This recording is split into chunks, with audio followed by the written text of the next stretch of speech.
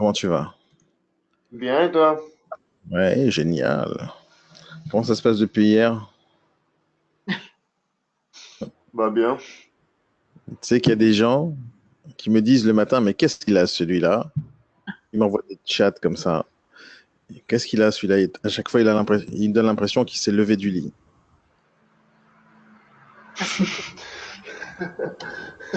Oh, pas Thomas. Et là, quand tu ne mets pas la caméra, ça veut dire que là, il est dans la douche, en fait. Si, je vais la mettre. Jamais? Vas-y, mets-la. Evelyne, comment allez-vous, Evelyne? Très bien. T'as bien ce matin? Je suis au bureau depuis 7h30, je regarde les gens passer, ils me font coucou. Moi, je suis heureuse, hein. Non, vous serez plus heureux s'il faisait coucou et il rentrait boire un café avec vous dans l'agence, non? Ils rentrent. Ah, il rentre Et quand même. j'ai mis un panneau, stop, je suis en formation. Mettez ma tête à l'entrée, il ne rentrera plus jamais. Je la montre. Je la montre. C'est vrai? Oui. Là. Ah, mince, faut que je me coiffe mieux le matin alors. Oui, il n'a pas Et très toi, l'air. comment ça va, Daniel, ce matin-là? Qu'est-ce que t'as, Thomas? Et toi, comment ça va? Merci de me poser la question, Thomas. Tu sais que ça fait plaisir quand tu me poses la question. Personne ne me pose la question. Même Evelyne, elle ne me pose jamais la question. Parce qu'on Parce voit qu'ils bien s'en que vous foutent. avez la pêche. Ouais. Non, c'est vrai, c'est rare, c'est rare, c'est rare, c'est rare. Mais vous n'allez pas si bien que ça. Vous deviez m'envoyer un document hier. Bah, je vous l'ai envoyé hier, Non, il est dans les spams. Alors. vers 1h du matin à peu près. Non, c'est la voisine qui a dû le recevoir. Comment elle s'appelle la voisine? Simone. Simone. Bon, Les avec un femmes, nom j'adore pareil, toutes elle n'a Simone. pas mon âge. Non. On n'a que des gens d'un certain âge après faire. Il faut motiver les jeunes alors. Je voulais vous parler, je ne sais pas si vous connaissez ce terme-là, le syndrome de l'imposteur. Vous connaissez ce que c'est?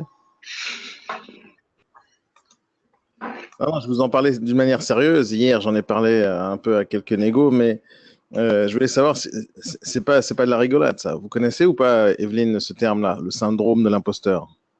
Non, Jamais entendu parler de ça? non. Mais on Thomas, utilise peut-être d'autres noms, hein. non, non, non, c'est un terme connu et déposé et qui a été inventé par deux psychologues. Bon, on en a parlé hier, nous. Mais on en a parlé hier, mais je l'ai fait comme ça on en a parlé 5 minutes parce qu'il fallait traiter une petite urgence, mais je voulais vous en parler de manière sérieuse ce matin. C'est deux personnes, deux psychologues cliniques qui s'appellent Pauline Rose et Suzanne qui ont inventé ce terme-là. En fait, c'est quoi? Je ne sais pas si ça vous est déjà arrivé à vous tous, en fait. C'est que moi, ça m'est arrivé quand j'étais jeune. Et depuis, ça a disparu. Mais je ne savais même pas que ce terme existait à cette époque-là. Le principe est simple, c'est on a l'impression qu'on n'est pas légitime à faire quelque chose. Donc, par exemple, on se lance dans les affaires, on est auto-entrepreneur, on est entrepreneur, on lance une agence, on lance un restaurant, et on a l'impression pendant un certain temps, pendant peut-être très longtemps, qu'on n'est pas légitime à faire ce qu'on fait. On n'est pas légitime à être négociateur immobilier parce que je suis débutant, on n'est pas légitime à développer un logiciel parce que j'en ai jamais développé, on n'est pas légitime à créer un site internet parce qu'on n'en a jamais fait, on n'est pas légitime à faire du Facebook Live parce qu'on a l'impression qu'on n'a rien à dire, on n'est pas légitime à parler juridique parce qu'on n'est pas de notaire ni avocat. Et donc, on rentre dans un système où on a peur de faire ce qu'on fait et on a l'impression tout le temps, qu'on est des gros menteurs, des arnaqueurs, etc. Est-ce que vous avez ce truc-là dans votre tête, Evelyne? Jamais eu? Non. Jamais eu?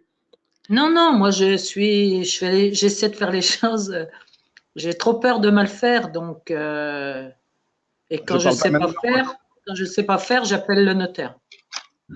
Oui, je ne parle pas de maintenant. Aujourd'hui, vous avez une certaine expérience dans la vie. Je parle au départ. Mais c'est plus compliqué maintenant qu'avant.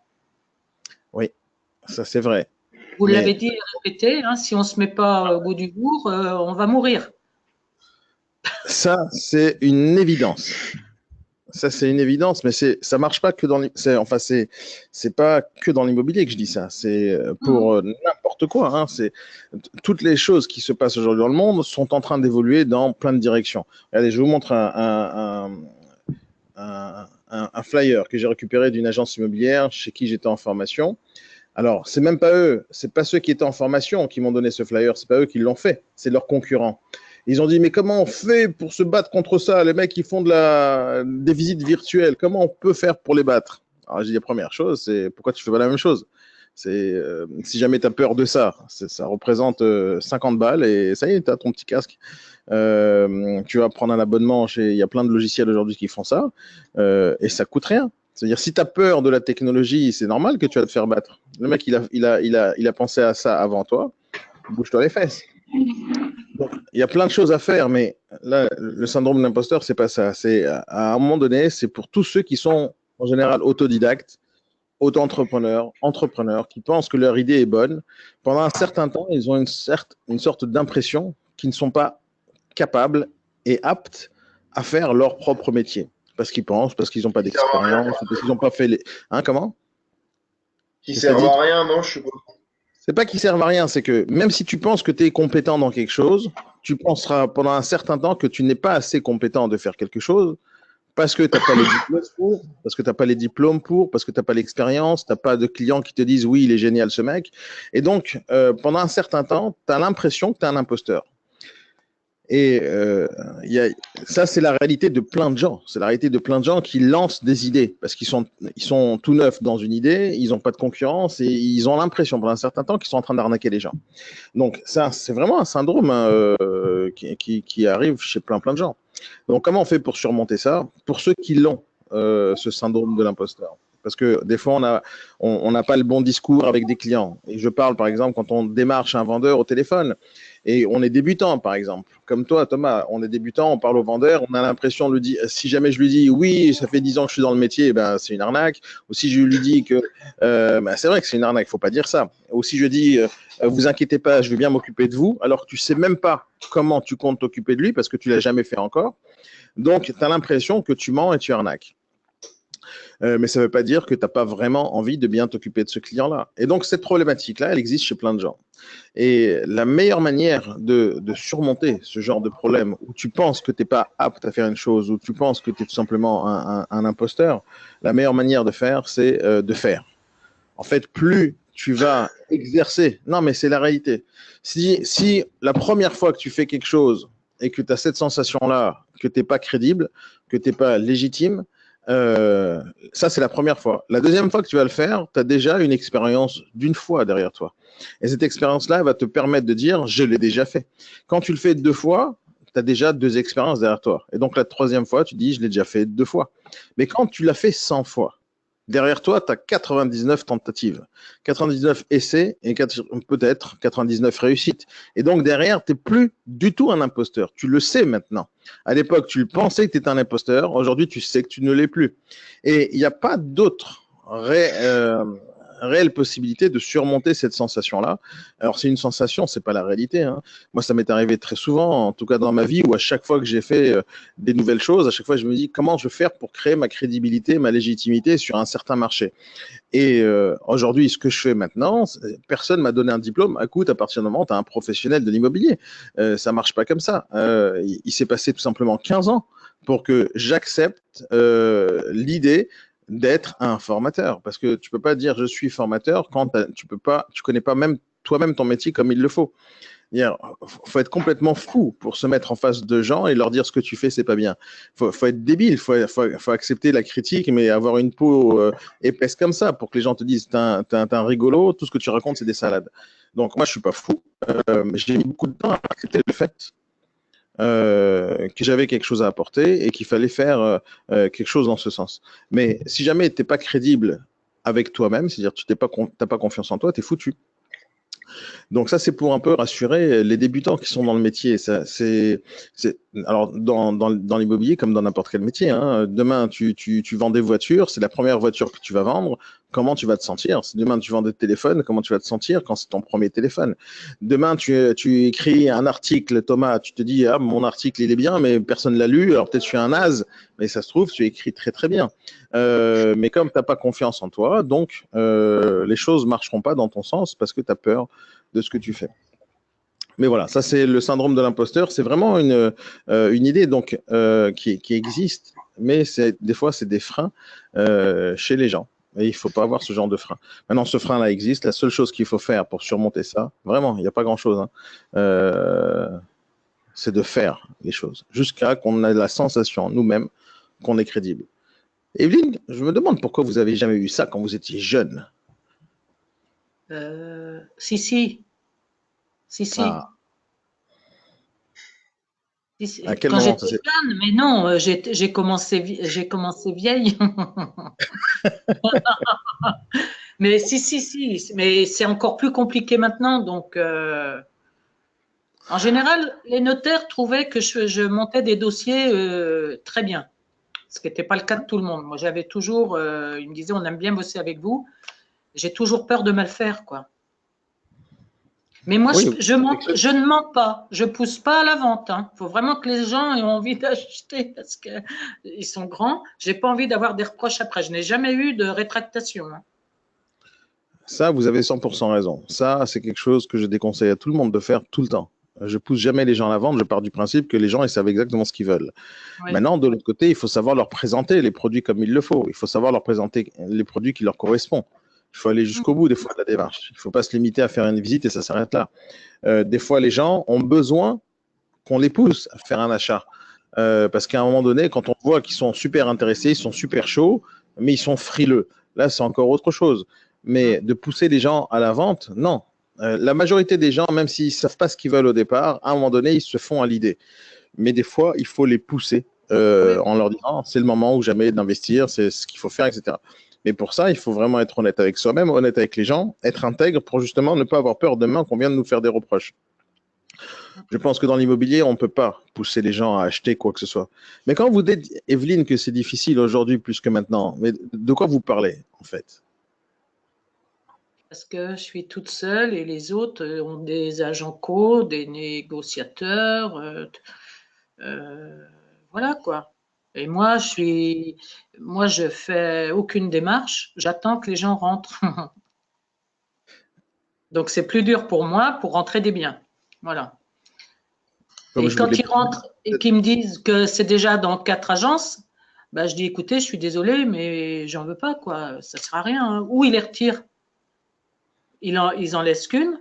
Mais sinon, pour nous, on est dans des villages. Hein. Les gens appuient sur le bouton et ils voient partout la même chose. C'est pas bien. Hein. C'est ce que je pense.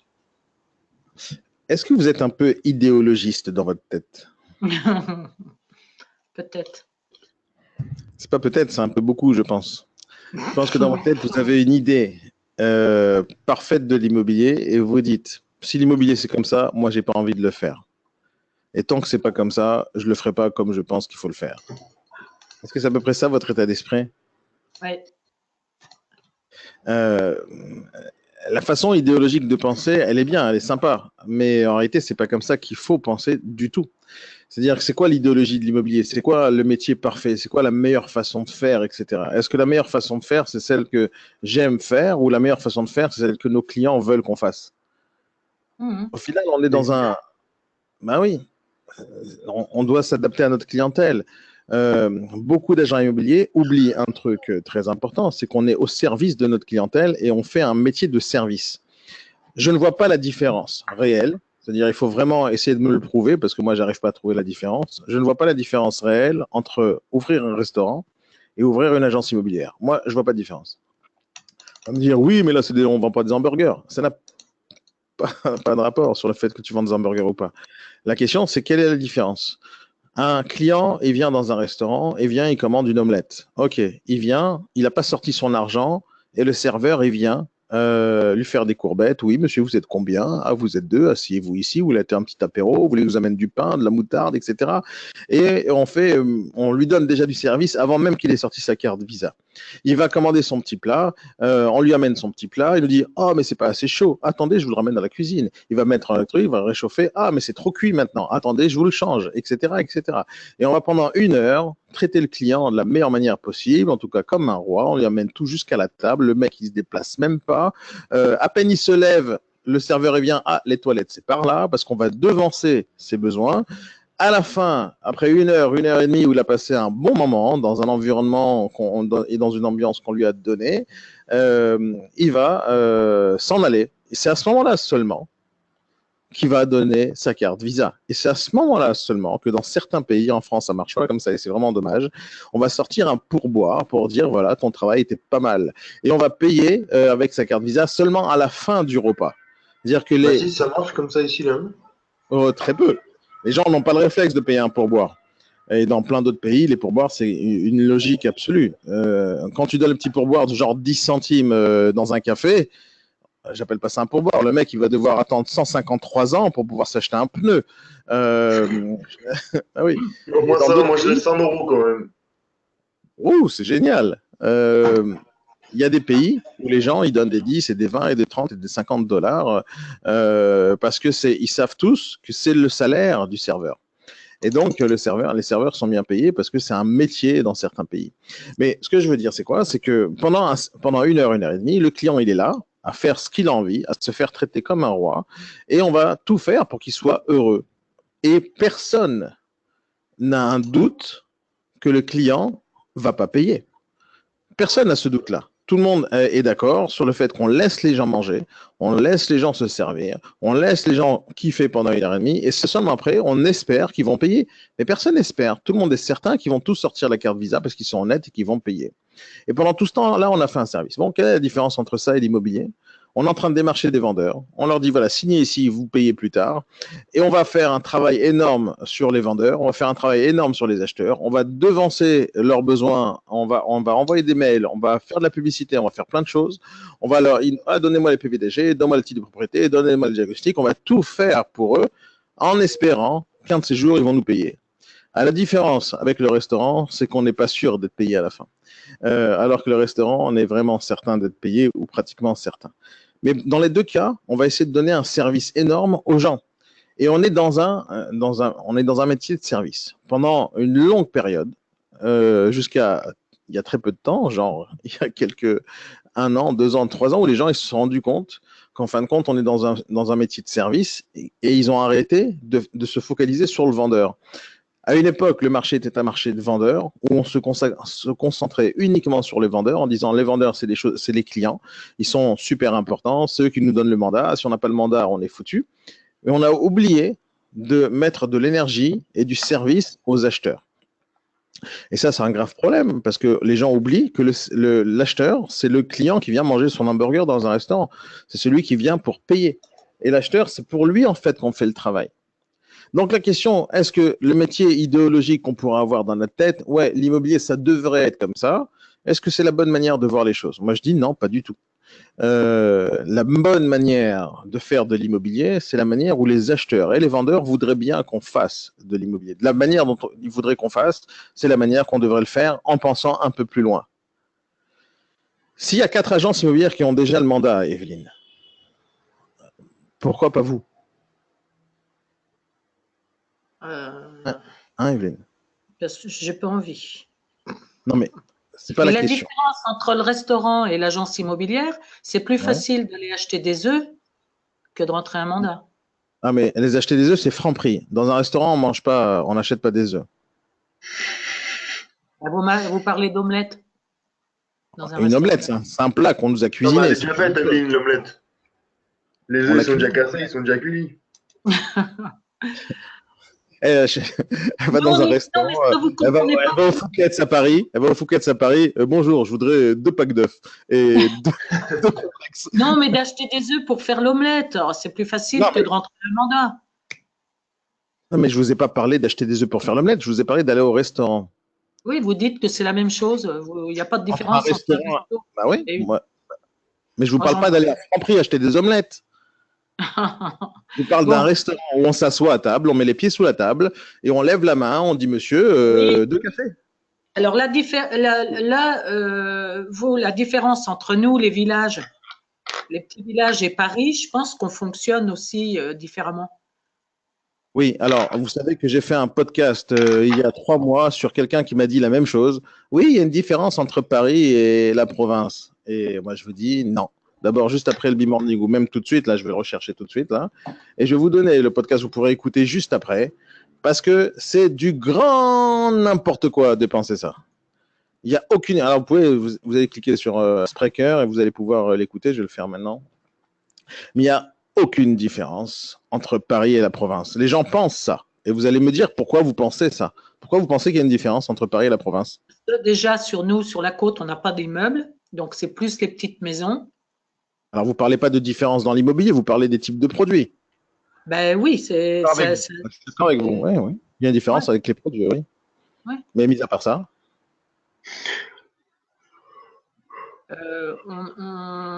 Ça va être plus, comment dire, surtout Préfal, moi je parle d'où je suis, quoi. Ça va être le côté plus familial. On va venir chez vous parce que c'est tout petit, hein. Moi, j'ai pas travaillé je me suis pas installée dans une ville, ni à Nantes, pas à La Baule. La Baule, c'est complètement différent, hein.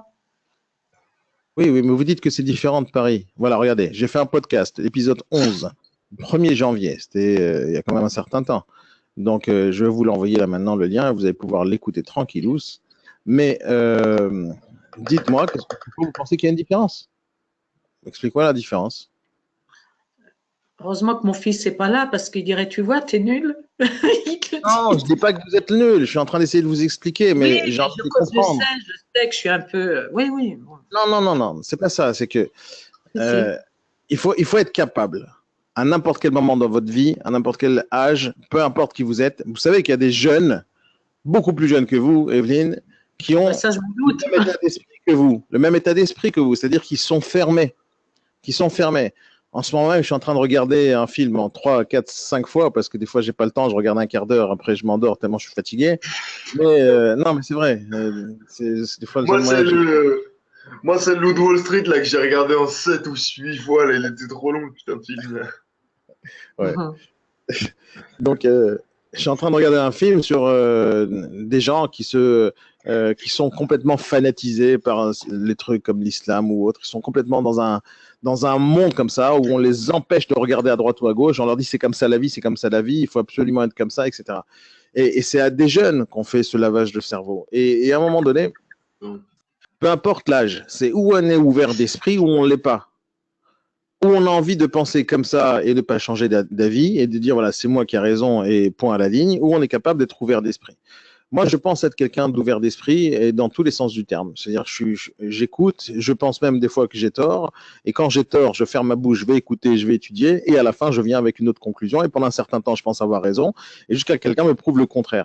Mais si jamais je suis pas ouvert à ce que quelqu'un m'explique que j'ai tort, ben je vais continuer dans ma débilité. Donc, c'est tout simplement pas possible de continuer à vivre comme ça. Il faut absolument être ouvert. C'est pas que vous êtes nul. Jamais je dirais un truc pareil d'une personne comme vous, Evelyne, avec autant d'expérience que vous. Jamais je dirais ça. D'abord, jamais je dirais ça ni à un jeune, ni à un vieux, peu importe qui en est en face. Je dis tout simplement, c'est que où on est ouvert d'esprit et on se dit, voilà, j'ai fait certaines choses pendant un certain nombre d'années. Et maintenant, ça marche plus. Est-ce que c'est moi qui est nul ou est-ce que le marché a changé et il faut que je m'adapte? Moi, je pense que c'est ça votre problème. Oui, c'est ça, c'est clair. C'est que vous ne voulez pas vous adapter parce que vous êtes dans une idéologie de l'immobilier. À vous écouter, on a envie de changer parce que vous avez raison. Hein. Evelyne, merci de me dire ça. Mais c'est mon envie, en fait. Ce n'est pas de vous dire de changer, c'est de s'adapter.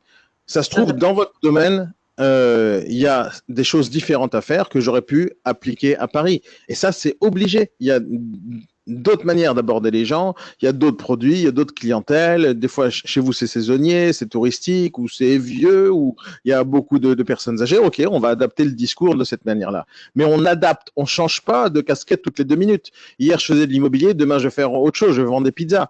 Donc, on ne change pas de tout au tout, on adapte. Si hier, je faisais, je sais pas, on regarde les voitures, par exemple. Les voitures ont évolué dans le temps.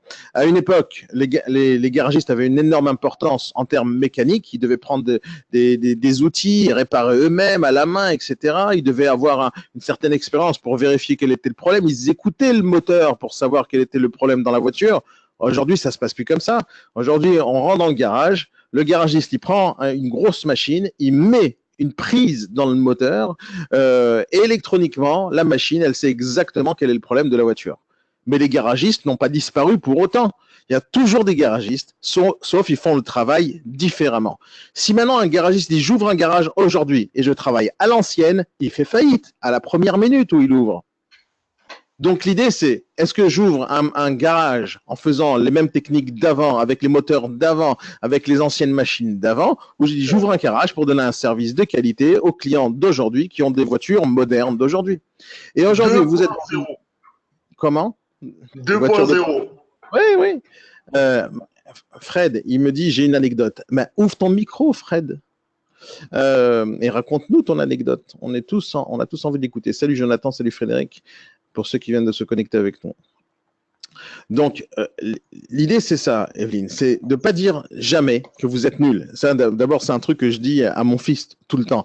Des fois, moi, je suis très sportif et j'emmène mon fils faire du sport avec moi tout le temps, que ce soit du badminton, que ce soit du basket ou du foot. Et quand il rate quelque chose, il dit « je suis nul ». Moi, je dis « tu ne parles pas comme ça de mon fils ».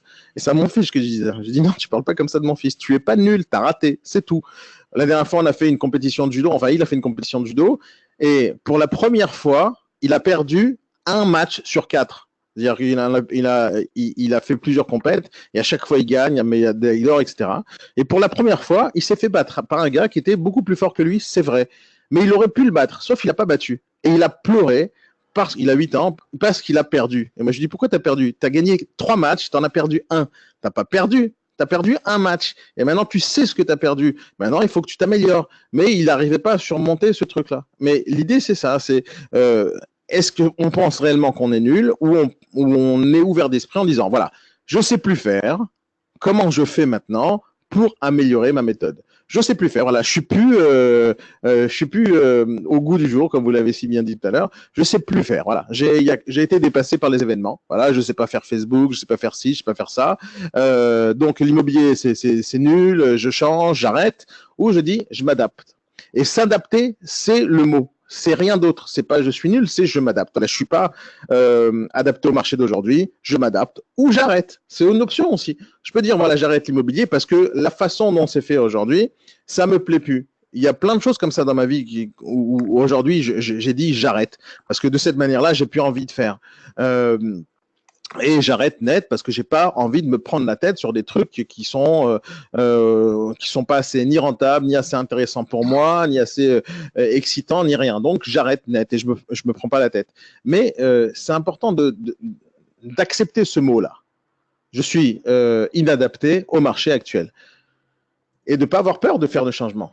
Moi, je dis toujours cette phrase qui, je pense, la plus puissante, et je ne l'ai même pas inventée, mais par contre, je ne sais plus qui l'a dit. La chose la plus stable dans le monde, c'est le changement. Beaucoup de gens ont peur du changement, disent ouais, tu changes trop souvent de choses. Mais c'est ça qui se passe dans le monde entier. Tout change tout le temps. Et il y a une certitude, c'est que tout le temps, tout change. Et ça, c'est la seule certitude qui existe. Donc, moi, je dis, la chose la plus stable dans le monde, c'est le changement. Mais il faut changer. Il faut vouloir s'adapter. Vous êtes d'accord avec moi ou pas, Evelyne ? Oui. D'accord. C'est super, alors. Et moi, je vous ai promis, cette semaine, je vais ou vous appeler ou vous envoyer un mail. Je ne sais pas exactement comment je vais faire ça parce que c'est une question de temps. Mais je compte vous proposer quelque chose de super intéressant pour vous. Et parce que je sais exactement ce que vous avez besoin. Vous me croyez peut-être pas, mais je sais exactement ce que vous avez besoin. Et je sais exactement comment le faire aussi. La seule chose qu'il faut, c'est que vous soyez capable de dire, c'est bon, je veux changer. ou vous êtes capable de dire c'est bon, j'arrête. Parce que c'est ça vos choix, vous n'avez pas d'autres. C'est où je m'adapte et j'avance, ou j'arrête avant que je coule. Avant que je coule, parce qu'il ne faut pas arrêter quand on coule. Frédéric, tu ne veux pas ouvrir ton micro? Je ne coulerai pas, hein. On ne coule pas, nous. Je suis propriétaire des biens, on ne coule pas. Non, mais c'est pas la question. On arrête. J'ai pas envie que vous couliez, bien sûr. J'ai envie que vous adaptez. Donc je dis ça comme ça, mais ça peut s'adapter à vous, comme ça peut s'adapter à n'importe quel négociateur qui est pas compétent dans son domaine et il va résister jusqu'à qu'il fasse faillite. Il faut pas faire ça. Quand on voit qu'il y a quelque chose qui marche pas, il faut arrêter. Oui, Fred, vas-y, raconte-moi ta vie. Ouais, salut. Salut. Hein? Arrange la mèche à gauche là. Il y en a une qui est partie dans tous les sens. Voilà. Vas-y, raconte. Ouais, je te disais, j'ai une petite anecdote à raconter. Vas-y. J'ai mes parents qui cherchent une maison pour habiter. Ils ont vendu leur maison à la campagne, ils se rapprochent de Bordeaux. Vas-y. Et j'ai fait comme tout le monde. Je regarde le marché, les particuliers, les panneaux dans les quartiers, les agences, les professionnels. Et en fait, personne ne rappelle. Ni les professionnels, ni les particuliers, personne. Et ils prennent pas nos coordonnées, ils en ont rien à faire en fait. Donc c'est une vraie impasse. On a un métier où tout le monde se plaint. On a un vrai problème, c'est qu'il n'y a pas de suivi de personne. Les gens se plaignent parce qu'ils bossent pas. Ah non, les gens se plaignent parce qu'ils bossent pas, mais ils savent pas bosser, donc il y a un problème. C'est autre chose encore. Mais c'est pour ça que je travaille, moi. Ouais, mais après, tu crois pas si bien dire, Frédéric. Tu sais combien de gens... Attends, je te donne une petite parenthèse, après tu continues. Tu sais combien de gens... Il y a des gens qui m'appellent en fait tout le temps hein, en tant qu'école de formation. Ouais, je veux faire mes 14 heures. Oui, je veux faire mes 14 heures. Oui, je veux faire mes 14 heures. Et quand j'essaye de leur parler de contenu de formation, ils s'en foutent. Alors, pas tous, hein. Il y en a beaucoup qui écoutent, ça les intéresse, ils viennent, ils se branchent, ils participent, etc. Mais il y en a beaucoup où leur seule préoccupation dans leur cerveau, c'est de faire leurs 14 heures. Et ces mêmes personnes-là, avant que l'obligation de formation ait existé, ces mêmes personnes-là, même pas une minute, ils ont consacré à leur formation. Même pas une minute, ils ont consacré à la formation de leur négo. Et après, ils se plaignent que les négos ne réussissent pas et qu'il y a un turnover énorme de négociateurs dans les agences. C'est parce que si le négociateur n'est pas formé, il ne fera pas de chiffre d'affaires. S'il ne fait pas de chiffre d'affaires, il disparaît. Et donc, les patrons d'agence connaissent rien à leur métier. Je rencontre énormément de patrons d'agence qui connaissent rien à leur boulot eux-mêmes. Ils disent, ouais, ça fait 15 ans que je fais ce métier. Oui, mais il y a 15 ans, vous avez commencé quand le Minitel existait. Donc, vous n'allez pas me dire que vous avez 15 ans d'expérience. On s'en fout là maintenant. La question, c'est comment aujourd'hui vous fonctionnez. Et ils n'ont pas appris à l'époque, ils sont pas mis à jour à l'époque, et ni ils sont mis à jour aujourd'hui. Je connais aucun chirurgien dentiste, aucun ophtalmologiste, aucun spécialiste dans la médecine qui ne fait pas des séminaires au moins une fois par an pour découvrir des nouvelles méthodes, des nouvelles techniques et de s'adapter aux nouveaux outils qui pourraient exister. Non, les agents immobiliers, ils sont au-dessus de tout le monde. Eux, ils n'ont pas besoin de se former. Et dès que la loi Allure est sortie, hop, 14 heures de formation. Ah, sinon, je ne peux pas exercer mon métier. Alors, je suis obligé. Alors, on leur dit, c'est obligatoire. Et donc, ils viennent faire leurs 14 heures.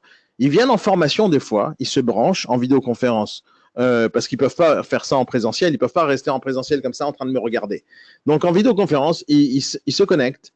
Et il n'y a plus personne au bout du fil, ils sont en train de faire autre chose. C'est-à-dire, même le contenu, ils ne veulent même pas s'intéresser au contenu.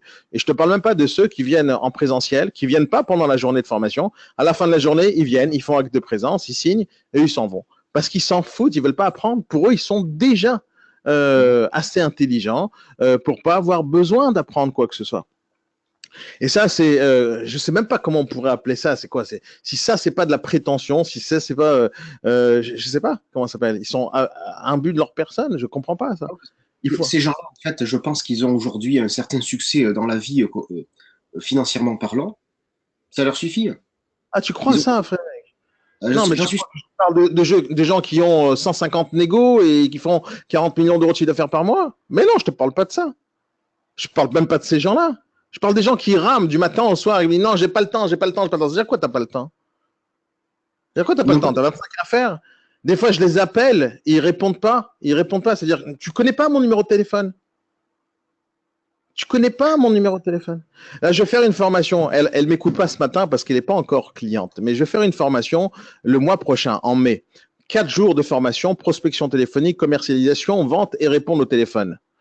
Qu'est-ce que tu crois que je vais faire, moi? À chaque fois que je fais des formations pareilles, tu sais ce que je fais?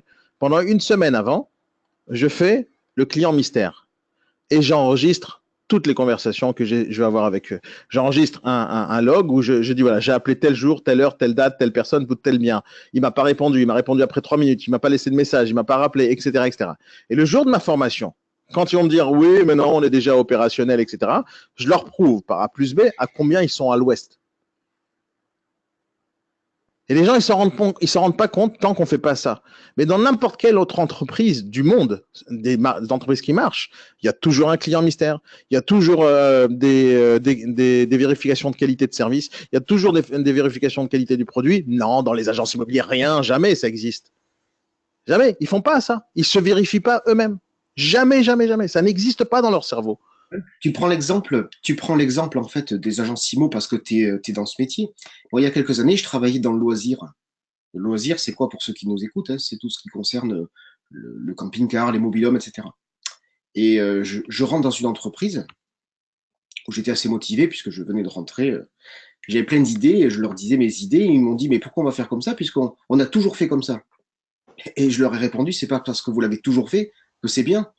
La preuve, il y a tel axe et vous pourriez avoir tel objectif. Ah, ils m'ont pas écouté. Ils m'ont pas écouté parce que c'était pas leur idée.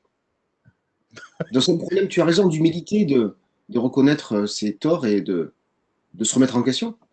Hier, tu sais, je fais du badminton, personne s'en fout, mais peu importe. Je rencontre au badminton plein de gens très intelligents parce que c'est pas un sport, tu vois, comme le foot où pratiquement n'importe qui peut taper dans un ballon. Le badminton, c'est quelque chose qui coûte assez cher où les gens, il faut avoir une certaine méthodologie et en général, c'est des gens comme le tennis, tu vois, où sont un peu plus sérieux. Tu vois, c'est une autre typologie de personnes, sans vouloir vexer qui que ce soit. Match, hein, Daniel. Comment? Quand tu veux. Tu vois en match. Mais je te dois pas de match, tu viens quand tu veux, sérieux. Et donc, c'est comme le tennis, comme le truc, et c'est comme le golf. Pas tout le monde va jouer au golf. C'est un style de vie comme ça. Et je rencontre tout le temps des gens super intéressants. Et hier, je rencontre pas, je connais le gars. C'est la première fois que je parle avec lui. C'est un des entraîneurs. C'est la première fois que je parle avec lui sur sa vie. Donc, et lui, qu'est-ce qu'il fait? Il est chercheur à L'Oréal. Et lui, il cherche quoi? Il cherche quoi? Son boulot, c'est de trouver des nouveaux produits qui pourraient. C'était quoi le truc? Merde. Il y a un produit qui est cancérigène dans les shampoings et dans les trucs là que tout le monde utilise, mais que L'Oréal s'interdit d'utiliser. Et lui, son boulot, c'est Le parabène. Non, un truc comme ça, Parmasol. Merde, je suis pas dans ce domaine. Peu importe, c'est un produit. C'est un produit c'est pour le brassage brésilien ou un truc comme ça. Donc c'est pas mon domaine, j'y connais que dalle. Mais sa vie à lui, c'est de rechercher un produit qui remplacerait ce produit-là. Et L'Oréal, par exemple, et c'est pour la première fois que j'entends un chercheur chez L'Oréal qui me parle de ça, je connais la marque, mais je ne connais pas leur façon et leur état d'esprit, ils me disent, chez L'Oréal, leur vie, depuis un certain temps, c'est de tester toutes les méthodes possibles de management, de développement, de travail. À une époque, L'Oréal, c'était une certaine manière de fonctionner, chacun son petit bureau, chacun son petit truc. Et maintenant, non, ils essayent de travailler en équipe. Non, ils essayent de travailler en open space. Ils essayent de faire des nouvelles choses qui pourraient exister dans d'autres boîtes et qui ne font pas chez eux. Et c'est l'état d'esprit aujourd'hui. On essaye plein de choses, on essaye. Peut-être que jusqu'à maintenant, on n'a pas trouvé les bonnes solutions parce que notre façon de bosser n'était pas bonne. Et pourquoi eux font ça? Et les agences immobilières font pas ça? Mais je te donne le truc parce qu'en fait, ils essaient de s'adapter aux gens. Et je suis convaincu qu'il n'y a pas une seule méthode, mais il y en a plusieurs en fonction des cultures, des pays. Et on va se centrer autour des acteurs parce qu'on a un métier humain. Autrement, ce serait une intelligence artificielle et tout serait virtuel et on n'aurait besoin de personne.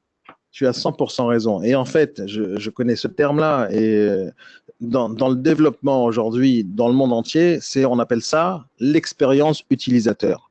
C'est-à-dire qu'on va arrêter de réfléchir à j'invente un produit, les gens sont obligés de l'acheter. À une époque, on était dans une politique de l'offre. C'est-à-dire, on propose le produit, peu importe ce que les gens vont penser, je suis le seul à le faire ça sur le marché, donc les gens vont l'acheter. Aujourd'hui, il y a une concurrence pas possible. N'importe quel gamin va créer sa chaîne YouTube, va commencer à inventer des trucs. Et ça ne veut pas dire que c'est bien, mais il y en a des millions de gens. Il y a des millions de gens qui font ce qu'on appelle le dropshipping. C'est-à-dire qu'on va sur Internet, on prend des produits n'importe où, on va acheter en Chine et on va, avant de les avoir achetés, on les a déjà vendus et on fait même pas la livraison, on fait que dalle, on passe par Amazon. Donc il y a des milliers de gens qui font des milliers de choses et on les connaît jamais, ces gens-là. Mais ces gens-là, eux, ils sont en train de créer quelque chose. Et en ce moment même, et vous allez voir ça la semaine prochaine pour tous ceux qui bossent avec moi, tous ceux qui bossent chez nous et avec nous dans le réseau, etc. Et la semaine prochaine, je vais lancer un nouveau truc. Un nouveau truc qui a été inventé par un jeune et que je connais, qui a créé un truc qui est pile poil adapté à mon travail de la formation. Et mais ce truc-là n'aurait jamais pu être inventé s'il n'y avait pas eu quelqu'un qui a réfléchi à l'expérience utilisateur, à l'expérience du professionnel, comment on travaille aujourd'hui. Les outils que vous utilisez maintenant avec moi, là, c'est-à-dire la vidéoconférence, et le fait qu'on est sur YouTube en parallèle, le fait qu'on est sur les podcasts aujourd'hui, il y a 10 ans, ça n'existait même pas. Il y a 5 ans, ça n'existait pas. Et aujourd'hui, on est en train tous de chercher les bons moyens de communication avec les autres. Mais on se pose des questions, on réfléchit. De mon point de vue, le seul domaine en France qui n'avance pas, c'est l'immobilier. Et la raison pour laquelle je suis dans l'immobilier, Fred, c'est parce que justement, ça avance pas. Parce que justement, il y a du boulot à faire. Je ne vais pas aujourd'hui rentrer dans des startups en leur disant « Venez, je vous donne des conseils pour comment développer votre startup ». Ils sont déjà dans l'état d'esprit de faire du changement. Je vais aller là où il y a du boulot à faire. Il y a une quantité astreinte. Pour moi, le métier de l'immobilier, c'est un métier poussiéreux, fait par des gens qui ont commencé l'immobilier à 20 ans, 30 ans. Et ces gens-là, c'est pas qu'ils sont mauvais, ils ont une expérience pas possible, sauf ils sont dépassés par les événements. Et cette problématique, qui est un manque d'autocritique énorme chez les agences immobilières, moi, ça m'insupporte. Pas que les gens ne sont pas bons, c'est qu'ils n'ont pas ce sens d'autocritique. Le fait que quelqu'un ne sache pas quelque chose, ça me gêne pas du tout. C'est mon boulot. Tu sais, une fois, j'ai une amie avocate. C'est-à-dire une amie. Elle me dit une fois, on était en train de boire un verre, elle me dit une fois, Daniel, j'en ai ras-le-bol de mon métier. C'est-à-dire quoi, t'en as ras-le-bol de mon métier? J'ai que des gens avec des problèmes. Non, je dis, mais t'es sérieuse? T'es avocate. Tu peux pas avoir des gens sans problème. T'es avocate. Tu peux que rencontrer des gens avec des problèmes. C'est-à-dire, t'as pas d'autre choix dans ta vie. Et donc, moi, je vais pas me plaindre de gens qui connaissent pas quelque chose. Mon boulot, c'est formateur et j'aide les gens à se développer. Donc, j'ai pas besoin de me plaindre là-dessus. Sauf moi, je me plains d'une chose, c'est que les gens ne sont pas capables de dire « Attends, j'ouvre mon esprit pendant 2 heures et je regarde d'autres manières de faire. » J'explique des choses simples à des gens. Par exemple, une agence, elle me dit « Ouais, il n'y a personne qui rentre dans mon agence. » Ok, mais peut-être que ton agence, elle sert à rien. Et peut-être que tu n'as pas invité les gens à rentrer dans ton agence. Et je leur dis un truc simple. Alors, on est dans l'agence en train de faire une formation et je vois sur leur vitrine des affiches A4, d'accord, collées sur la vitrine là. C'est une belle vitrine ou pas, je leur dis, vous voulez que les gens rentrent dans l'agence? Faites un truc simple, les gars. Retournez votre affiche A4, là, qui est collée sur votre vitrine, et marquez de l'autre côté, toutes les infos sont à l'intérieur. Donc, si maintenant, tu mets comme ça avec toutes les infos à l'extérieur de la vitrine, donc les gens, ils restent dans la vitrine en train de regarder ta vitrine. Mais si jamais tu te plains que les gens ne rentrent pas, invite-les à rentrer à l'intérieur. Tourne tes affiches. Et à chaque fois, je me dis, mais c'est un truc de génie, ça. Ok. Tu crois que le lendemain, ils ont changé les affiches? Tu crois que le lendemain, ils ont tourné? Non, parce qu'ils flippent. Ils flippent. Non, mais qu'est-ce qu'ils vont dire, les gens, s'ils se tournent? C'est pas comme ça, une agence immobilière. Mais c'est normal, c'est pas comme ça. C'est pendant des années, ça n'a pas été comme ça. Non, change. Parce que si le mec, il se plaint qu'il n'y a pas de gens dans sa vitrine, cherche le moyen de les faire entrer dans ta vitrine. Prends une machine à café, invite les gens, dites-leur rentrer, parler avec moi d'un projet, propose autre chose que prendre le mandat. Fais des événements, fais quelque chose. Si quelqu'un se plaint, j'ai pas d'appel au téléphone, pose-toi la question, pourquoi les gens devraient t'appeler? N'importe quelle société qui existe au monde aujourd'hui, d'abord se pose la question, quel est le problème que j'ai envie de résoudre? Les agences immobilières ne se posent pas la question. Le seul problème qu'ils essayent de résoudre, c'est leur trou dans leur compte en banque. Et ça, c'est pas le problème du particulier. C'est son problème à lui de l'agent immobilier.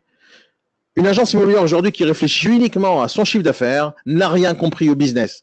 Une agence immobilière qui veut s'améliorer aujourd'hui doit réfléchir à une seule chose. Qu'est-ce que le vendeur a besoin de ma part? Qu'est-ce que l'acheteur a besoin de ma part? À partir du moment où ils ont compris le problème que les vendeurs ont, pourquoi ils vont chez le Bon Coin, ils vont pouvoir trouver des solutions. Mais ils ne se posent pas ce genre de questions. Ils se disent, j'arrive pas à prendre les mandats, comment je surmonte agence s'abstenir? Non, cherche à réfléchir pourquoi les gens marquent agence s'abstenir. D'abord, réfléchis à ça. Une fois que tu as compris ça, tu peux résoudre le problème. Tu es d'accord avec moi, Fred, ou pas?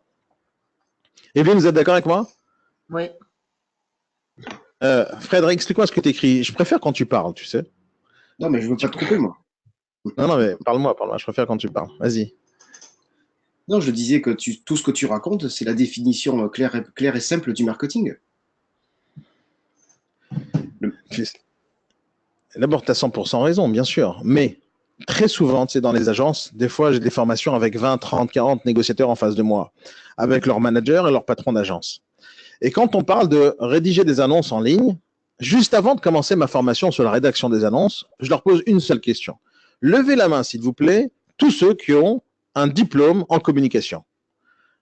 À ton avis, dans une équipe, combien de personnes ont le diplôme de communication? Personne. Personne. Ils n'ont pas fait des études de communication, sinon ils seraient en train de bosser aujourd'hui dans la communication. Ça se trouve, c'est pas leur envie, c'est pas leur domaine, c'est pas leur métier. Non, ils se retrouvent dans l'immobilier pour 50 000 raisons qui sont très bonnes, mais ils n'ont pas ce background-là de marketing, de communication. Ils n'ont jamais cherché à inventer des slogans. Ils n'ont jamais cherché à réfléchir à qu'est-ce qui marcherait, et le ROI, et les analyses, et les statistiques. Ils réfléchissent pas à ça, ils n'ont aucune idée. Alors, qu'est-ce qu'ils ont comme réflexe? Je vais copier ce que mon concurrent fait et je vais marquer VC séparé. Ouah, quelle invention de ouf! VC séparé. Et ça me rend malade, ça. Ce qui me rend malade, c'est pas le fait qu'ils marquent VC séparé. C'est que juste après la formation, je leur dis ne marque pas VC séparé. Le lendemain, je reviens, ils marquent encore VC séparé. Parce qu'ils me disent toujours la même chose. Mais si jamais je marque pas VC séparé, mes clients vont me demander est-ce qu'il y a des WC? Non, c'est faux. Ils vont pas te demander. C'est faux. Ils en ont rien à faire. C'est normal qu'une baraque à 300 000 balles, il y a des WC. C'est normal. Je ne marque pas. Oui, mais le concurrent fait. Mais je m'en fous. Mais pourquoi le concurrent fait? Parce que je ne l'ai pas encore fait la formation. Fais-toi maintenant. Change-toi. Et les gens, ils ont peur d'être les premiers à changer. Ils ont toujours peur de faire ça. Ouais, mais si moi je change, les autres changent pas. Mais on s'en tape. Devance ta concurrence. Réfléchis à quelque chose. Pense, regarde, relis ton texte. Pourquoi tu marques surface 43 mètres carrés dans le texte alors que c'est marqué dans l'annonce? C'est comme ça que le mec a recherché. Le client, il a cherché sur ce loger, appartement, budget max, 400 000 euros, 43 mètres carrés minimum. C'est bon, tu l'as mis. Il tombe sur ton annonce, il voit 43 mètres carrés. Pourquoi? Tu le marques dans le texte. Arrête de prendre les gens pour des débiles. Mais les gens, ils ne se posent pas ces questions. Ils ne se posent pas des questions. Moi, je dis à tous ceux là qui sont maintenant avec moi au Be Morning ou demain peut-être en formation, la seule chose que j'essaie de faire tous les jours, tout le temps, c'est de vous poser des questions. Il y a même des agences immobilières qui, tu sais quoi, je vais te dire un petit truc, Fred. Il y a des gens qui ont décidé pas de bosser avec moi en formation parce que j'ai trop bousculé leur façon de bosser. Promis, les gens m'ont dit ça. Non, mais tu nous changes tout. Oh, bon, et alors? Tu n'es pas obligé d'appliquer d'abord. Tu n'es pas obligé d'appliquer ce que je te dis. Ne fais pas. Moi, je ne suis pas un centre de contrôle de tes acquis. Je ne suis pas un centre de contrôle. Je t'explique les choses, je trouve fort. Mais les gens, ils ne veulent pas. Non, mais tu as changé l'état d'esprit de mes commerciaux. Ils font plus la même chose comme avant. Bah, c'est le principe de formation. On formate, on change de format. Et les gens ils se disent non, on change trop, on n'a pas envie de trop changer, on est bien avec ce qu'on faisait avant. Ok, top, qu'est-ce que tu veux de chez moi? Si tu illustres ça avec ce que tu pratiques dans le sport, par exemple. Mais je te donne un exemple. Vas-y. Tu es habitué à faire ton service au badminton, ou moi je joue au tennis, par exemple. Ouais. Tu es habitué à faire un coup droit d'une certaine manière. Et il y a 6 mois, j'ai réappris à faire un coup droit. Alors, j'ai galéré pendant de nombreuses semaines. Oui, parce que tu changes ta méthode. Aujourd'hui, je fais un coup droit, waouh. Oui, différent. Mais quand tu apprends une nouvelle méthode, tu vas galérer pendant un moment, mais après, c'est pour mieux rebondir.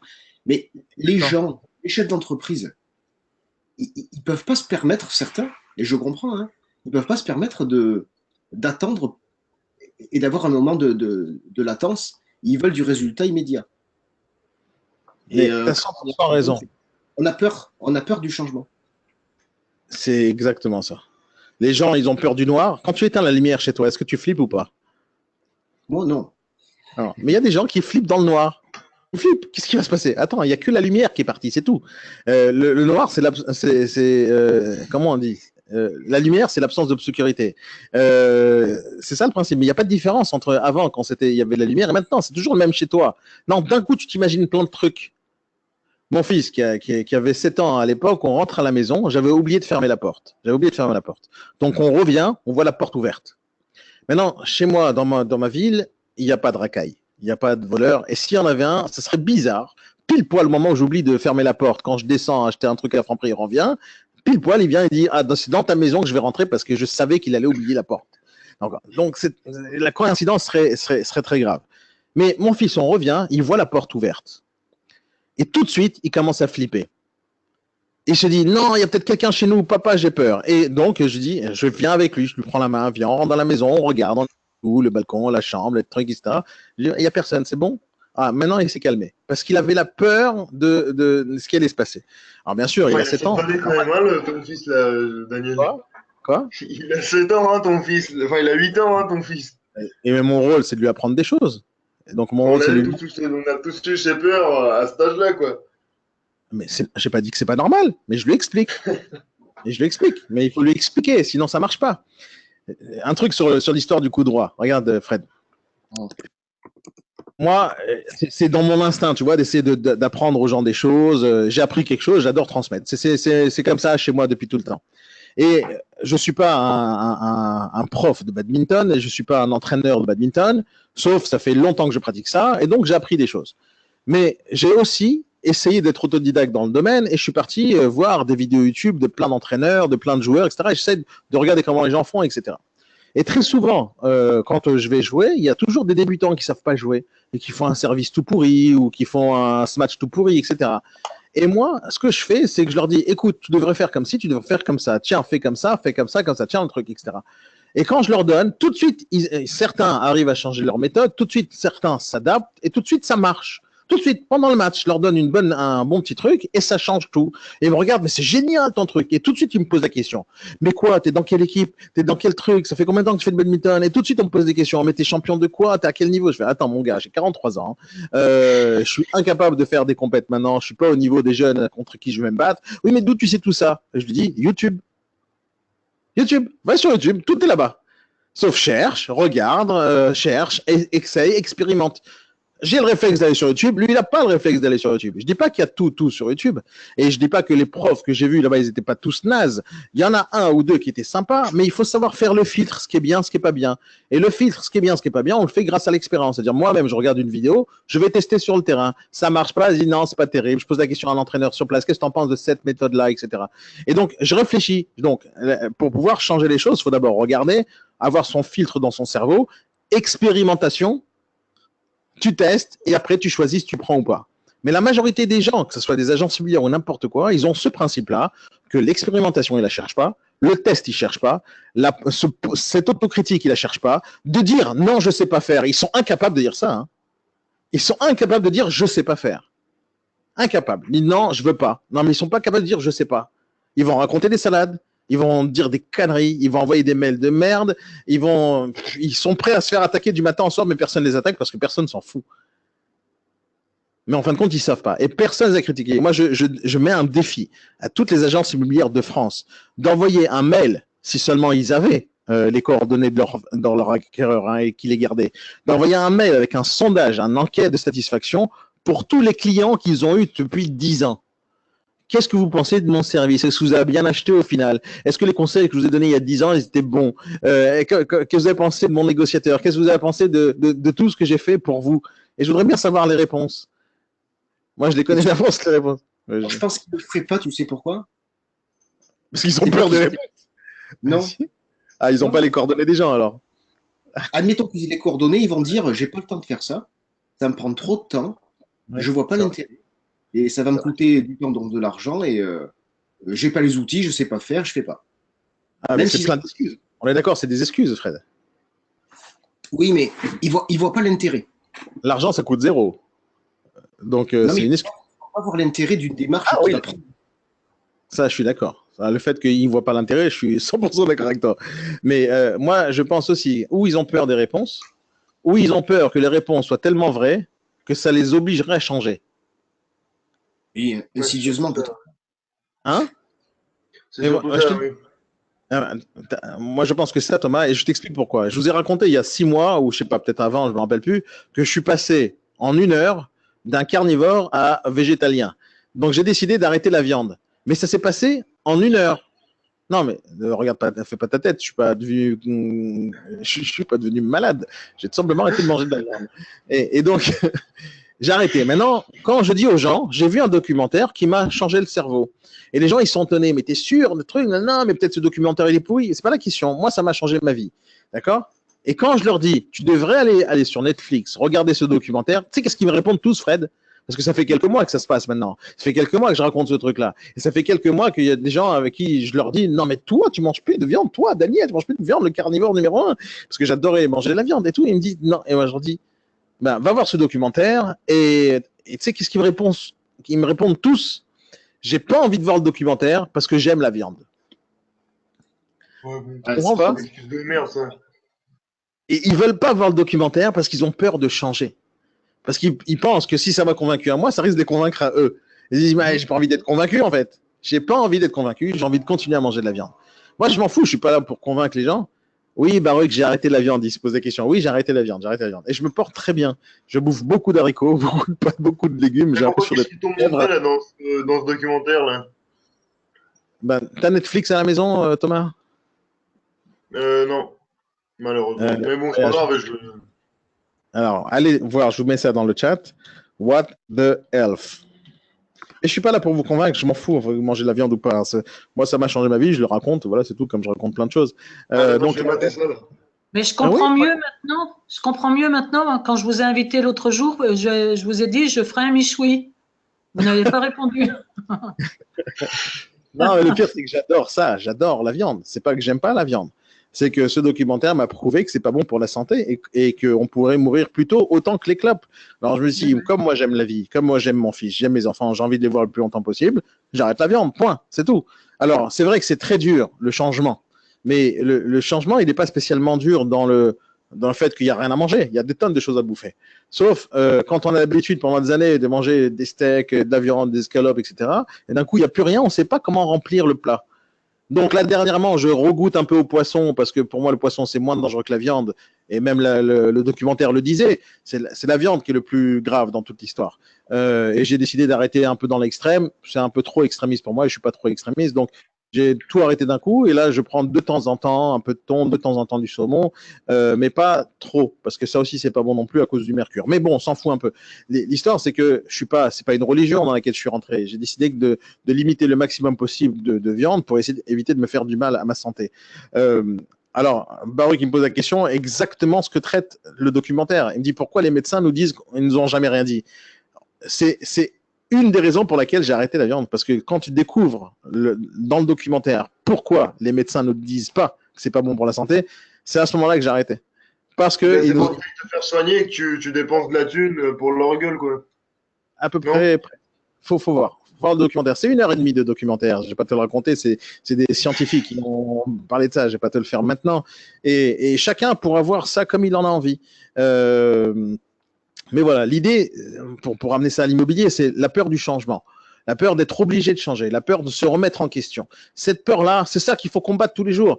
Quelqu'un, c'était hier, où on dit, je pose la question à des négociateurs, je leur pose la question, est-ce que tu es curieux? Est-ce qu'on t'a dit quand tu étais gamin que la curiosité est un vilain défaut? Je suis pratiquement certain que la majorité d'entre nous, ce matin, on nous ont tous dit ça, nos parents. Et moi, on m'a toujours dit ça. Depuis que je suis gamin, la curiosité est un vilain défaut. Ne te mêle pas de ce qui ne te regarde pas, ne regarde pas, pose pas ces questions, etc. Mais c'est une grave connerie. Rien que pour ça, on devrait faire un procès à nos parents. Arrêtez de nous dire cette connerie. C'est-à-dire quoi, arrêter d'être curieux? C'est ça qui a fait que les gens ont envie d'aller sur la Lune, aller découvrir ce qui se passe dans d'autres univers. C'est parce qu'ils ont été curieux de savoir ce qui se passe là-bas.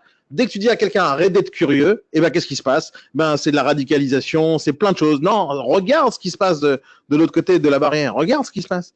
Regarde ce qui se passe chez les autres concurrents. Regarde ce qui se passe aux États-Unis. Regarde ce qui se passe en Belgique. Regarde ce qui se passe ailleurs. Regarde, ouvre les yeux. La curiosité, c'est quelque chose de génial. Bien sûr, faut pas être, comment on dit, pas curieux, mais curieux maladif ou tu vois où on va rentrer trop dans la vie des gens, c'est pas ça. Mais d'être curieux, de savoir comment quelque chose marche. Moi, je me rappelle à l'époque quand j'étais gamin, prenais un transistor, à l'époque c'était des transistors, je les prenais, je prenais un marteau, je cassais parce que je voulais voir comment ça se passait à l'intérieur, comment ils sortaient les ondes. Je comprenais que dalle, mais je voulais savoir comment ça fonctionnait à l'intérieur. J'étais gamin, je prenais des trucs et je cassais rien que pour voir comment c'était une télévision. Je voulais voir comment c'était à l'intérieur, je comprenais pas comment les images elles sortaient. Donc après, avec le temps, j'ai appris les tournevis, j'ai appris comment on ouvre gentiment les choses, mais j'étais curieux. Et c'est ça que c'est sur ce sujet-là que je me plains tous les jours. Des agences immobilières, des professionnels, des négociateurs, de tous ceux qui sont pas curieux et qui ont peur du changement. Ouh là là, j'ai trop parlé ce matin. Les amis, il est 9h32. Frédéric, merci pour ton anecdote. Evelyne, merci d'avoir participé. Thomas, merci d'être là. Merci à tous ceux qui nous écoutent maintenant en ce moment même sur Spreaker, sur YouTube, ou qui sont avec nous, Jonathan, et qui d'autres encore ce matin, Eric et Marina et Baruch qui sont là ce matin. Merci d'avoir participé avec moi. Je vous souhaite à tous une très très bonne journée. Oui, Thomas, qu'est-ce qu'il y a? Comment on fait pour venir dans ta salle là pour faire une petite partie là? Tu viens. Tu peux venir mercredi ou lundi prochain. Ah, je vais marquer sur. Je ne vais pas te dire là maintenant. Je vais pas te donner l'adresse maintenant en vidéo là. Je t'envoie par mail. Ok, bon, d'accord. Non, je vais avoir la France entière qui va venir en entraînement avec moi. Donc, je te dis ça juste après. D'accord, ça marche. Bon, bah, j'attends. Allez, bye bye. Bye les amis, à très bientôt. À demain surtout. À demain matin. Bye bye. Au revoir.